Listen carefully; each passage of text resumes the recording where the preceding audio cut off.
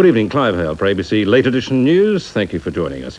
In a sensational move, former West Australian Premier Brian Burke has been arrested by the state's official corruption task force. He's been charged with using false pretences to misappropriate thousands of dollars from a parliamentary expense account. Reaction on being charged? After 2 hours in the East Perth lockup, Brian Burke was free to leave. Accompanied by his lawyer, John Quigley, the former Premier was arrested and charged with 5 counts of false pretences at CIB headquarters earlier this afternoon. Detectives from the official corruption task force allege Mr Burke misused more than $17,500 from a parliamentary member's impressed account between 1983 and 86. That he spent the money on airfares, meals and accommodation. Brian Burke was released on $20,000 bail with a similar surety. If found guilty, Brian Burke faces a maximum of 15 years imprisonment. The last 2 Western hostages held in Lebanon have been freed, according to Lebanese security sources. German aid workers Thomas Kempner and Heinrich Strubig were kidnapped more than 3 years ago. Now, in the custody of Lebanese security officials in Beirut, they're expected to be handed over to German officials within hours. The federal government struck a deal with the Australian Democrats over the controversial superannuation levy bill.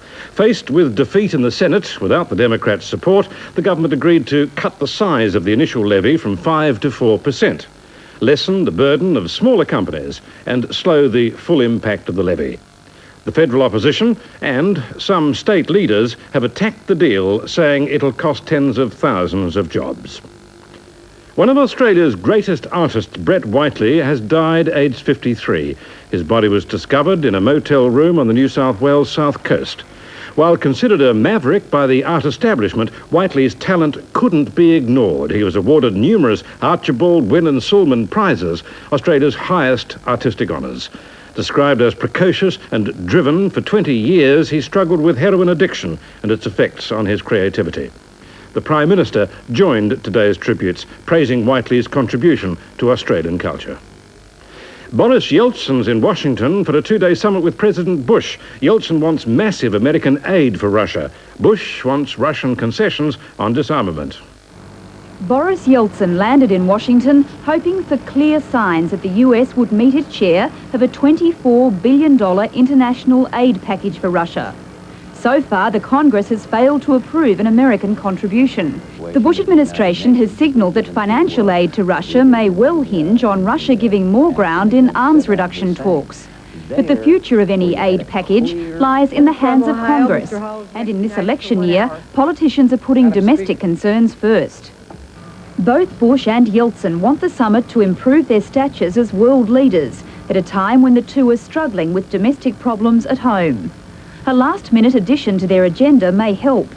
Yeltsin told a journalist through an interpreter on his flight over there was evidence to suggest American POWs from the Vietnam War were taken to labour camps in the Soviet Union, and some may still be alive. A revelation the US State Department tonight described as a bombshell. Export or perish. That's the message from a federal government drive to make Australian businesses of all sizes more internationally oriented. Federal Trade and Development Minister John Kerrin says it's the only way to cut foreign debt. Ian Lin manufactures upmarket women's and children's clothing for 2,000 retailers across the country. He says the revolution in information technology means even small companies like his can exploit export opportunities. We now have people who will pick up a product here in Sydney and deliver anywhere in the world, and they'll clear through customs for you by electronic data interchange. There are now finance companies who will finance those products for you. They'll pay you within 48 hours for delivery. It's these kinds of experiences the federal government wants other exporters to hear. More and more, there is a change in attitude among Australian business, and they themselves see the need for the acquisition of additional skills. At today's seminar, educators and business and government representatives met to discuss ways of making Australians more adept at exporting.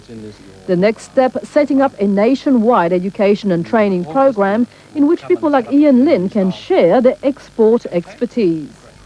Now to finance news, and the Australian share market continued its downward drift today. Rothmans dropped 45 cents and Pacific Dunlop lost 15. By contrast, Boral rose 4 cents. The market indicator was down more than 7 points, but the Australian dollar was firmer.